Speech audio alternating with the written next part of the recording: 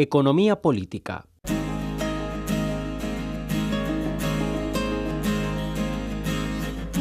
Las elasticidades.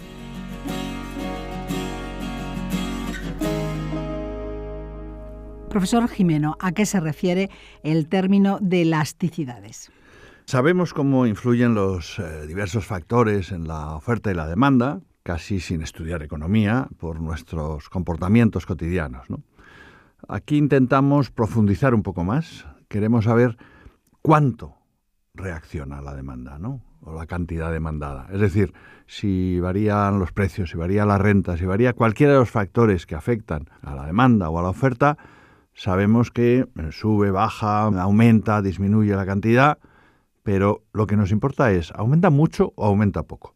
La elasticidad, por lo tanto, lo que mide es la sensibilidad, la fuerza de la reacción de la oferta, la demanda, sobre todo de la cantidad demandada y de la cantidad ofrecida ante las variaciones de los factores que les afectan. ¿Cómo se calcula la elasticidad de la demanda?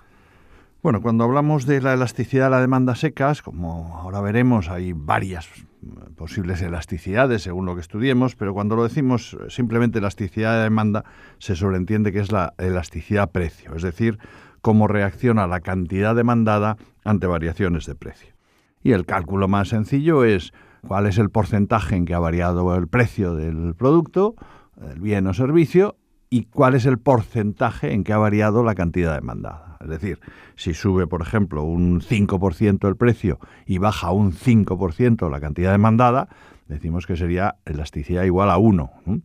En realidad sería a menos 1, porque aumenta el precio y baja la cantidad demandada, ¿no? Pero como sabemos que esa es la reacción, pues lo normal es hablar en términos positivos, 1, menor de 1, mayor de 1, y con esto calculamos cuál es la reacción. Por ejemplo, si ese incremento del precio del 5% le sigue una reducción de la cantidad en solo un 1%, pues significa que ha variado relativamente poco la cantidad, ¿no?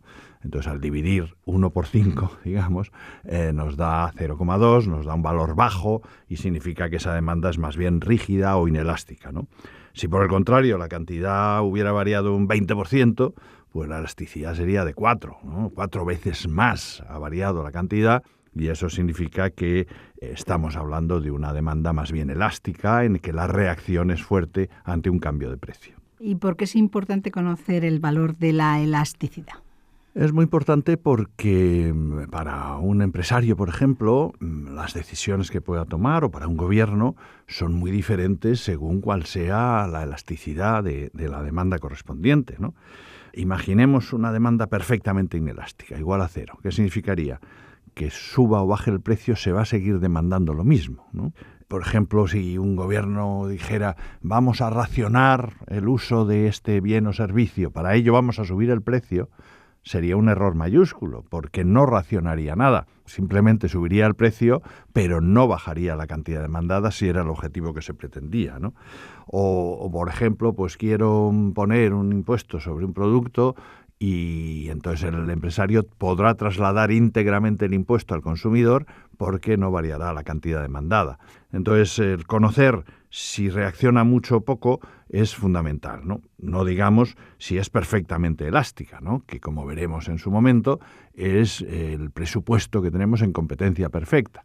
Es decir, cuando un empresario ofrece un producto en competencia perfecta con otros oferentes, eso significa que si pone su producto un solo euro más caro que los demás, no venderá nada. La reacción será disminución absoluta, ¿no?, de la cantidad demandada. Supongamos que yo tengo unas acciones y se están cotizando a 100 y digo al banco, véndamelas a 101. Pues seguramente nadie me las comprará, porque puede comprar todas las que quiera a 100, ¿no? Pues en ese caso, al ser una perfectamente elástica, la reacción es tal que me quedo sin cantidad demandada, ¿no?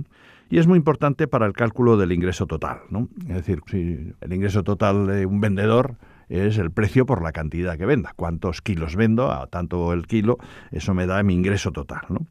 Entonces, subir o bajar el precio hace variar mi ingreso total, obviamente, ¿no?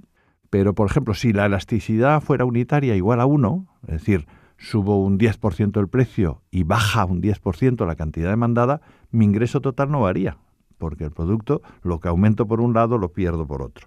¿Por qué? Porque siempre existen dos efectos, ¿no? Existe un efecto precio, pero existe un efecto cantidad en sentido inverso, ¿no? Con el precio tengo más ingreso, el mayor precio, pero al ser mayor precio también tengo menos cantidad. Luego, el ingreso total va a variar en función de la elasticidad. Si es muy elástica y subo el precio, incluso mi ingreso va a disminuir. Aunque suba el precio, como vendo mucho menos, mi ingreso total será menor. Y al revés, puede ocurrir que bajar un poco el precio haga que venda mucho más y mi ingreso total aumente, ¿no? Entonces, al producirse estos dos efectos, si la demanda es elástica, predomina el efecto cantidad sobre el efecto precio, y en cambio, en una demanda rígida o inelástica, predomina el efecto precio, porque como hemos visto, la cantidad apenas varía.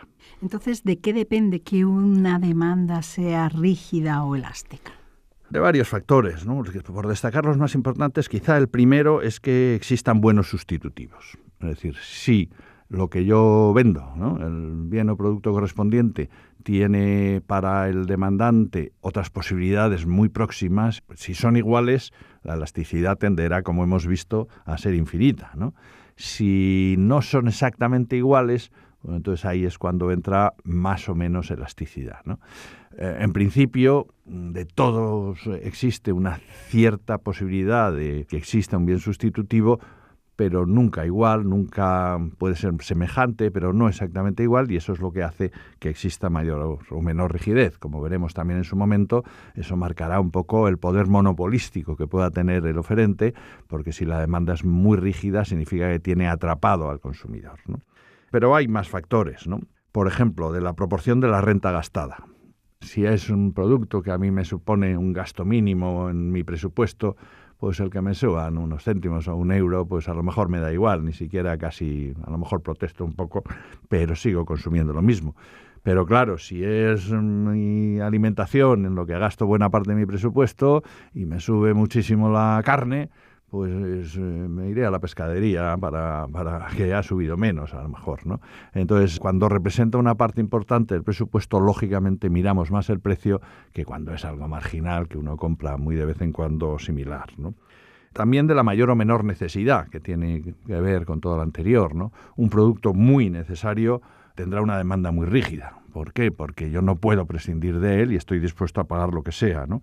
En cambio, cuanto menos necesario es, pues probablemente es más elástica. Es decir, oye, si se va a poner ese precio, me apetecía, tenía el capricho, pero no lo hago, no lo compro, ¿no? Más dudoso en los bienes de lujo, ¿no? Cuando ya es lujo, donde el factor ostentación es importante y donde normalmente muchas veces las personas no tienen excesivos problemas de renta, a veces al revés, un encarecimiento hace que sea más ostentoso y se vea más la capacidad de pago que tengo al comprarlo, y ahí a lo mejor es más rígida porque entran en juego otros factores, ¿no?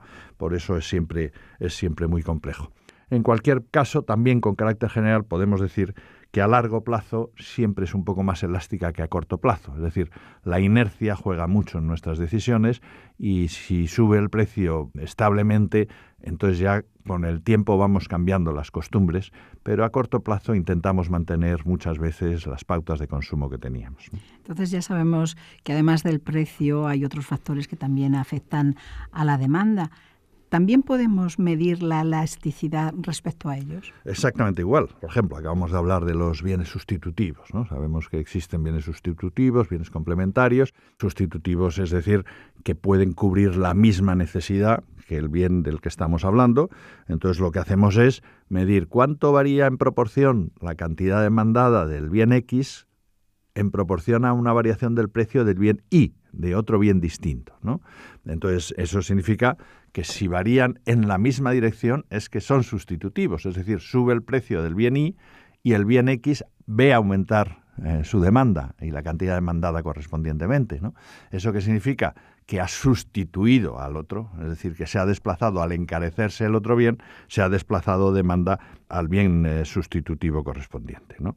Si es negativo, significa que se ha movido en la misma dirección, es decir, ha subido el precio del bien Y, baja la cantidad demandada del bien Y, como sabemos. Si también baja la demanda del bien X es que son complementarios, es decir, que se consumen de alguna forma ligada, ¿no? y en la misma dirección, ¿no?